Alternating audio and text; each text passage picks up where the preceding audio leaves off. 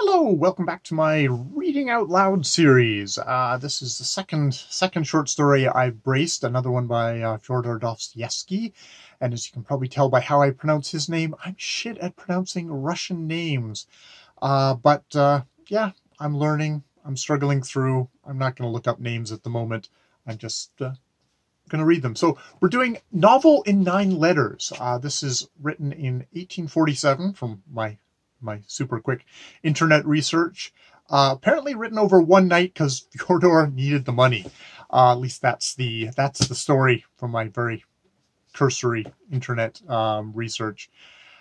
And I believe, because I downloaded this from Gutenberg, I downloaded this whole thing from Gutenberg, I believe this is the Constant Garnet translation. So let's start up as with my the first one I did, which was not the Turkish bath. That's my trollop reading at the moment.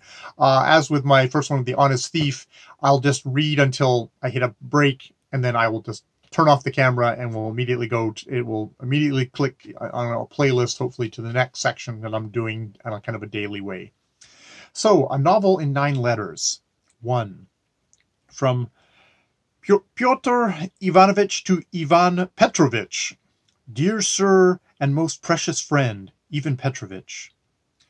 For the last 2 days I've been, I may say, in pursuit of you, my friend, having to talk over the most urgent business with you, and I cannot come across you anywhere. Yesterday, while we were at Simeon Alexievich's, my wife made a very good joke about you, saying that Tatiana Petrovna,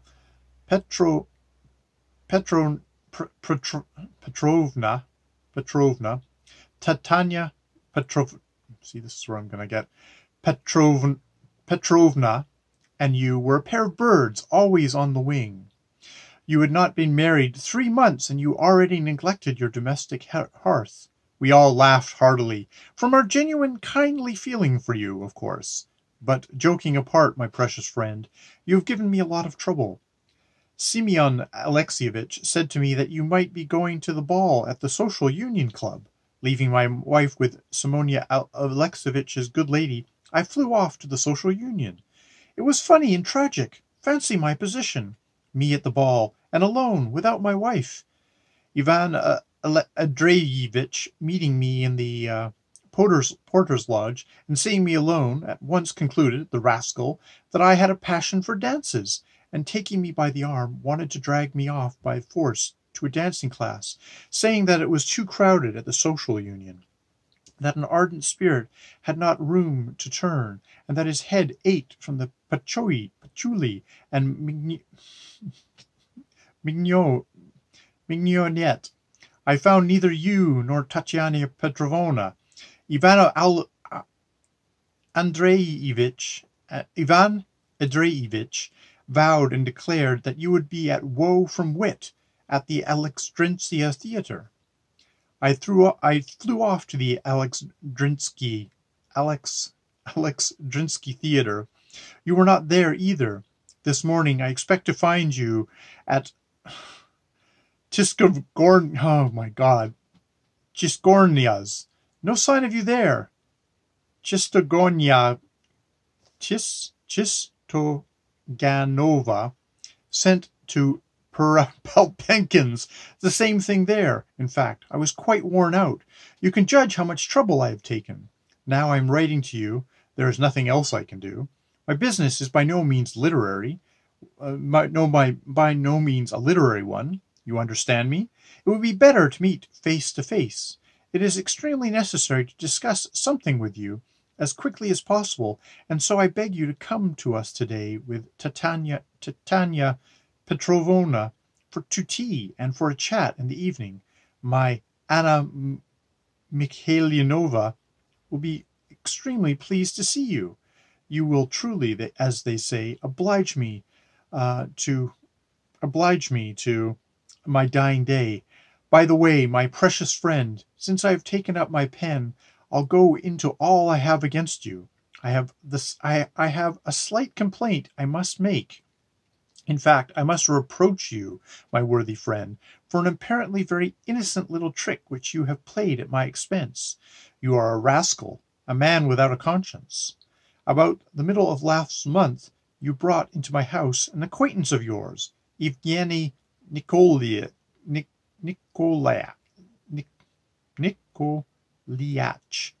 You vouched for him by your friendly, and for me, of course, sacred recommendation. I rejoiced at the opportunity of receiving the young man with open arms, and when I did so, I put my head in a noose. A noose it hardly is, but it has turned out to be a pretty business. I have not time now to explain, and indeed it is an awkward thing to do in writing. Only a very humble request to you, my malicious friend. Could you not somehow very delicately, in passing, drop a hint into a young man's ear that there are a great many houses in the metropolis besides ours? It's more than I can stand, dear fellow. We fall at your feet, as our friend Semyonovitch says. I will tell you all about it when we meet. I don't mean to say that the young man has sinned against good manners, or is lacking in spiritual qualities, or is not up to the mark in some other way. On the contrary, he is an amiable and pleasant fellow. But wait, we shall meet. Meanwhile, if you see him, for goodness sakes, whisper a hint to him, my good friend. I would do it myself, but you know what I am. I simply can't, and that's all about it.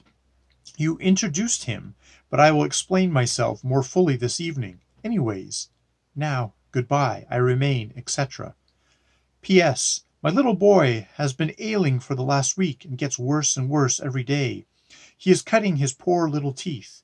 My wife is nursing him all the time, and is depressed, poor thing. Be sure to come, and you will give us real pleasure, my precious friend. 2. From Ivan Petrovitch to Pyotr Ivanovitch.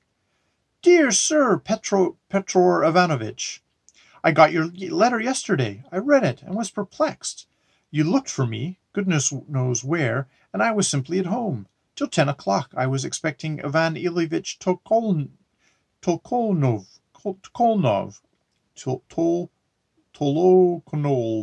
God. At once, on getting your letter, I set out with my wife. I went to the expense of taking a cab, and reached your house about 6:30. You were not at home, but we were met by your wife. I waited to see you till 10:30. I could not stay later. I set off with my wife, went to the expense of a cab again, saw her at home, and went on myself to the Perpakins, thinking I might meet you there. But again I was out in my reckoning. When I get home, I did not sleep all night. I felt uneasy. In the morning I drove round to you 3 times. At 9, at 10, at 11, 3 times I went to the expense of a cab, and again you left me in the lurch.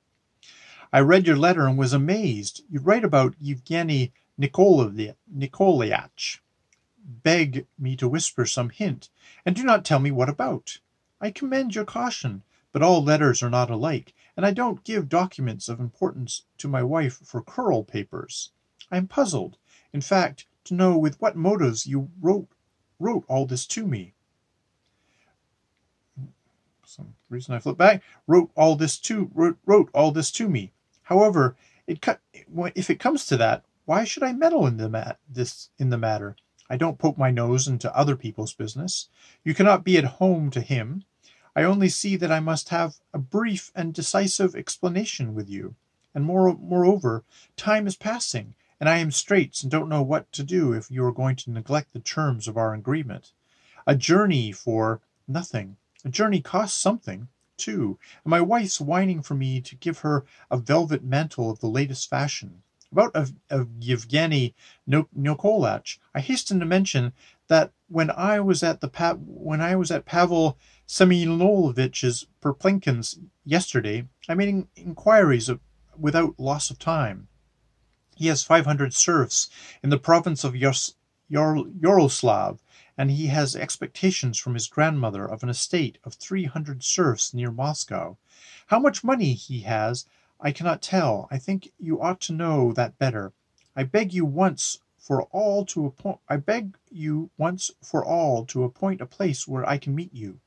You met Ivan Andreevich yesterday, and you write that he told you that I was at the Alexandrinsky Theater with my wife.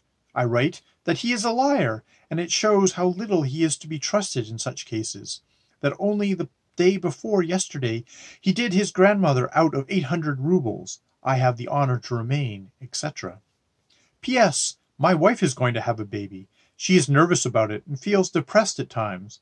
At the theater, they sometimes have firearms going off and sham thunderstorms, and so, for fear of shock to my wife's nerves, I do not take her to the theater. I have no great partiality for the theater myself.